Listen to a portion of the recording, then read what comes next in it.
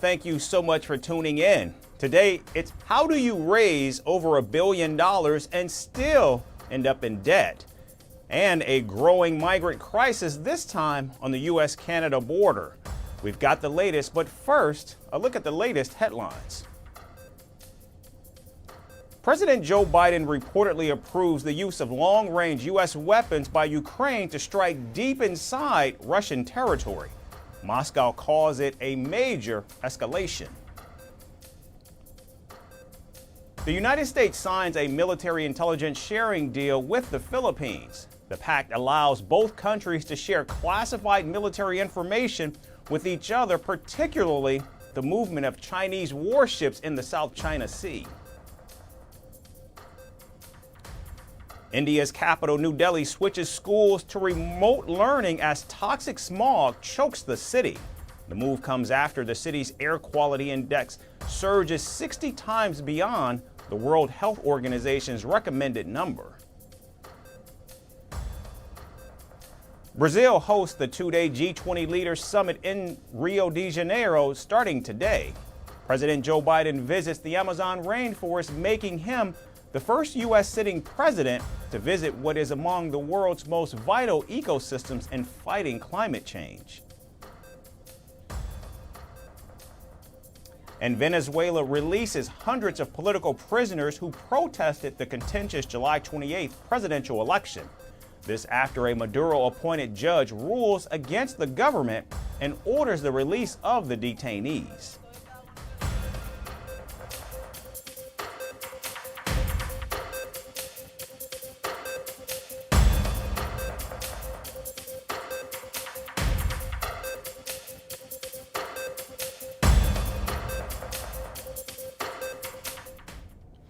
We begin in the United States, where President-elect Donald Trump returned to New York's Madison Square Garden to attend the Ultimate Fighting Championship on Saturday night.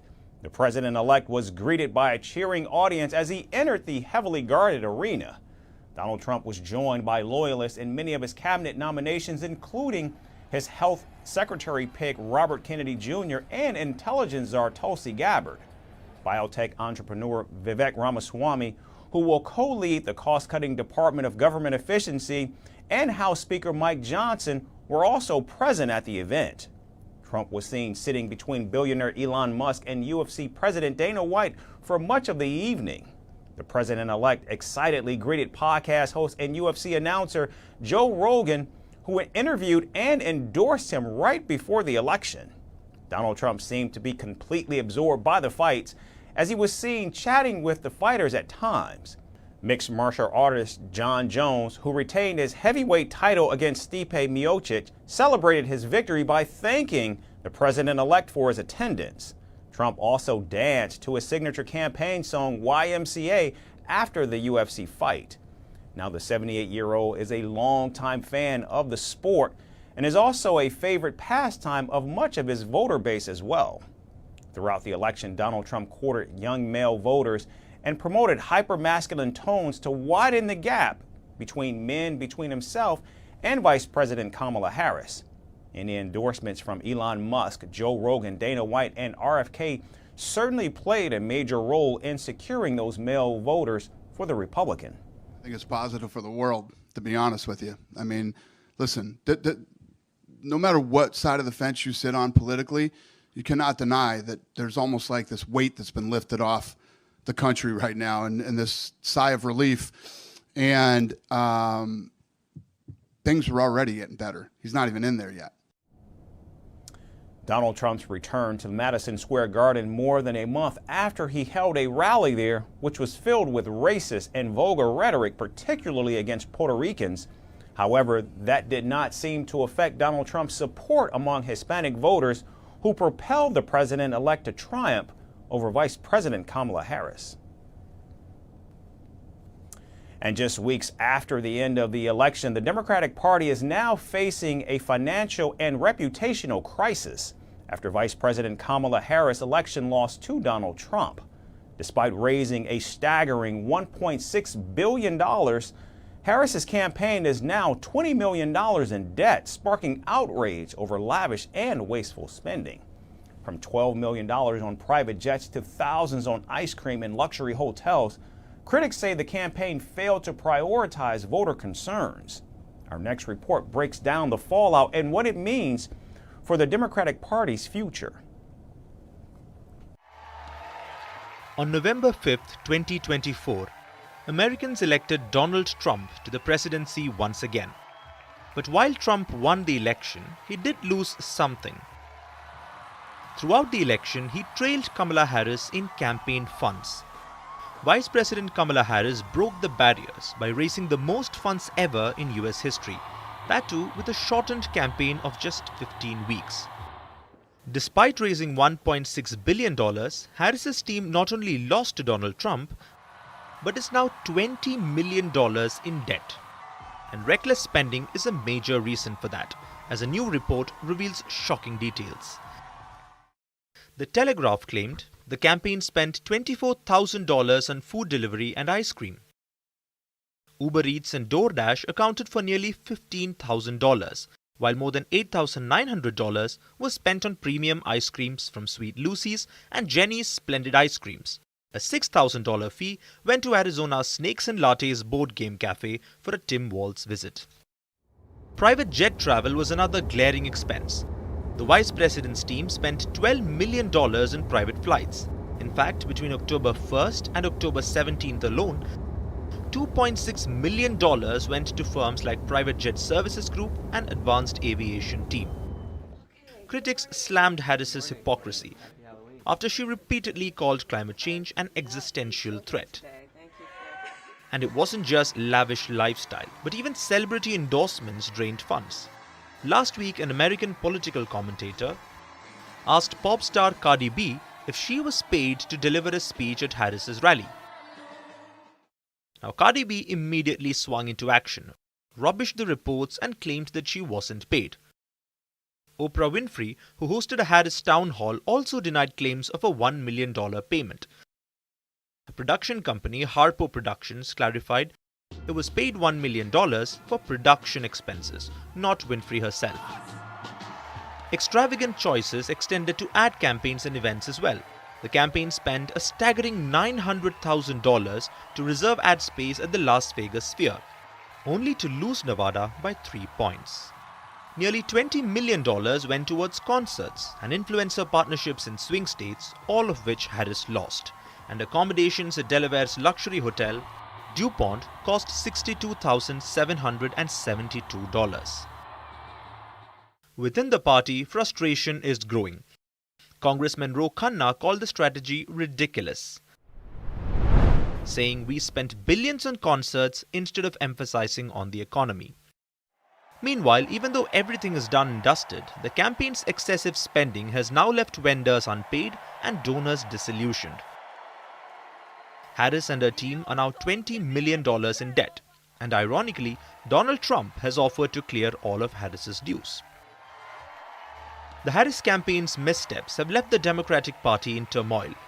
Poor priorities, wasteful spending, and a disconnect from voters have prompted deep reflection. As the party moves forward, it faces hard questions about its strategy and identity. And now we move to Canada, where a startling trend is emerging at its border with the United States. Illegal immigration by Indians into the United States has skyrocketed to raising alarms on both sides.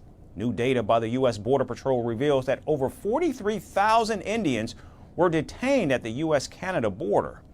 And during this period, approximately 10 Indians were arrested every single hour while attempting to cross into the United States. U.S. Customs and Border Protection made over 14,000 arrests of Indian nationals attempting to cross the northern border over the past year. Indian nationals compose about 60% of all arrests made along the northern border, more than 10 times the number of arrests made 2 years ago. Now the surge reflects a broader issue. In fact, Pew Research estimates over 725,000 undocumented Indians currently live in the United States, making them the third largest illegal immigrant population in the United States.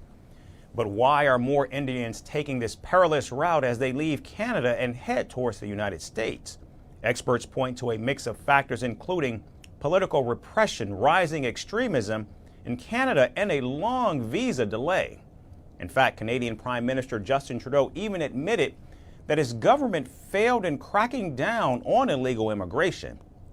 Now, this comes almost 7 years after he promised to provide refuge to all asylum seekers coming into Canada. Some saw that as a profit to game the system. We saw way too many large corporations do this. Looking back, when the post-pandemic boom cooled and businesses no longer needed the additional labor help, as a federal team, we could have acted quicker and turned off the taps faster. Now, with more and more Indians fleeing Canada, Washington has put its borders on high alert. Moreover, as Donald Trump is poised to return to the White House, he's promising an aggressive crackdown on immigration. Led by his border czar Tom Homan, Trump's team plans sweeping changes targeting both illegal crossings and Biden-era legal programs. And as the situation escalates, one question looms. Will the migrant crisis of the U.S.-Canada border dent bilateral relations between the two countries? And now shifting focus to North Korea, Kim Jong-un has launched a new and bizarre offensive against South Korea, and it's impacting residents across the border psychologically. Reports say Pyongyang has placed loudspeakers at the border which broadcast eerie noises like howling wolves, women screaming, gongs, and even the pounding of a broken piano. The victims of the latest noise bombing are people of the South Korean village of Dongsang, who tolerate it for up to 10 to 24 hours every day. Villagers say the sound bombardment is unbearable, irritating, and stressful, and it would have been better if North Korea blared insults and propaganda songs on the speakers, as human noises are in fact still tolerable. The noise bombing is not only causing headaches and insomnia, but it's also led to goats miscarrying, hens laying fewer eggs, and the sudden death of pets.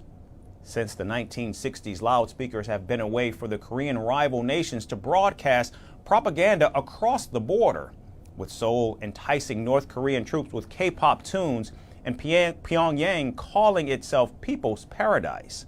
However, the noisy offensive shows just how relations between the two have plummeted under North Korean leader Kim Jong-un. North Korea has been threatening the safety of our citizens through despicable acts such as the dispersal of trash balloons and GPS jamming. Moreover, North Korea is isolating itself from the international community by conducting bombings on the Jiangui and the Donghi lines, turning itself into a harsh prison. We will not tolerate this and warn that North Korea will be held responsible for any consequences that follow.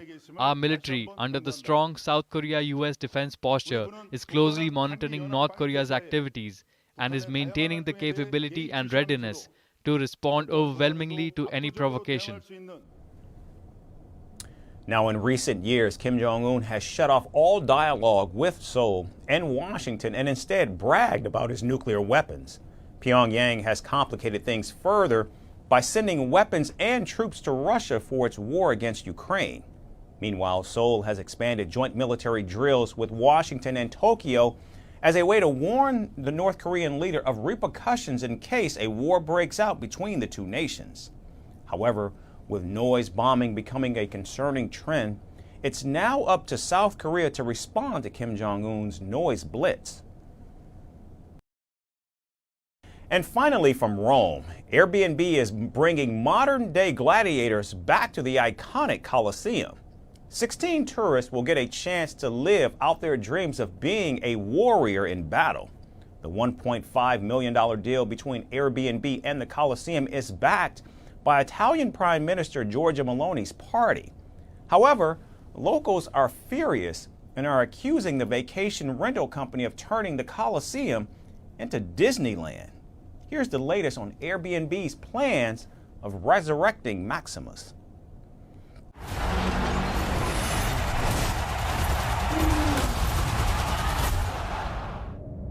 The blood-soaked history of Rome's Colosseum isn't exactly breaking news.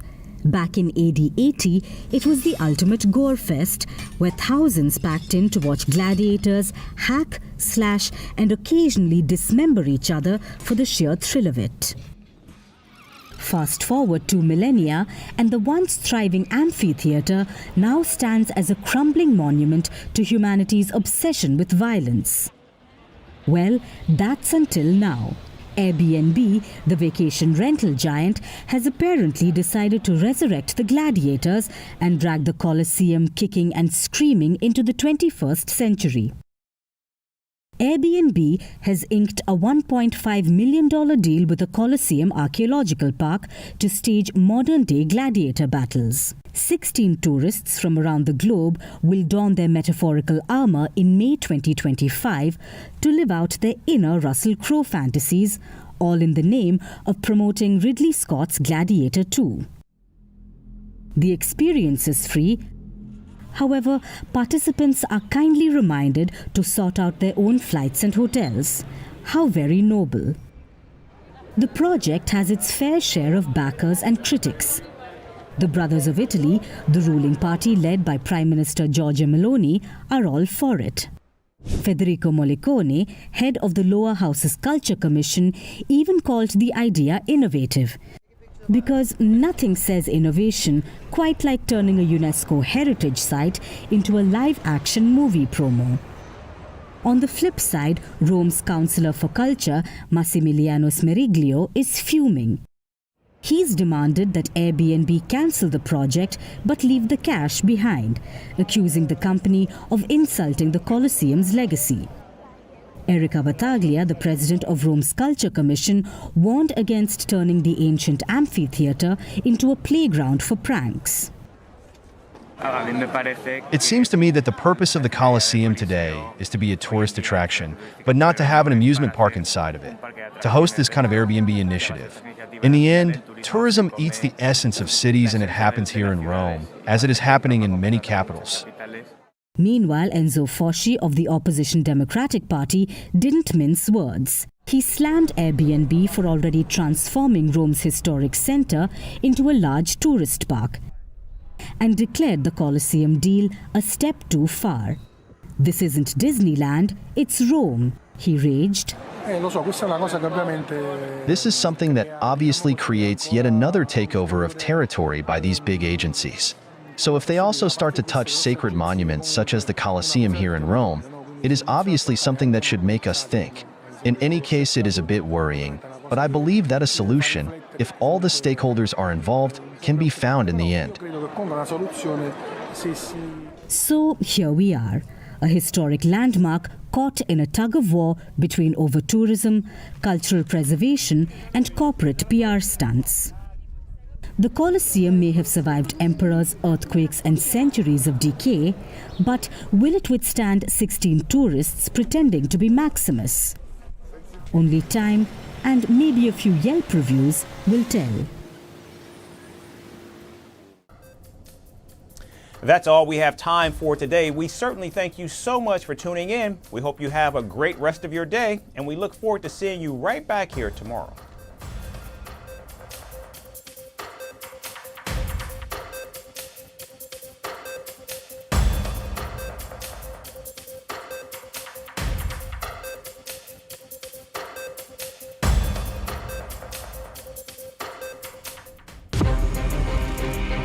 From impeachments to inaugurations, if it's a political story, we are on the scene. If it's breaking news, we're live with the latest coverage. From the White House, the State Department, and Capitol Hill, we know the issues, but above all, we know the players to bring you the latest in-depth analysis on all the key stories that we're covering. I'm Eric Ham. Join me from Washington here on First Post America.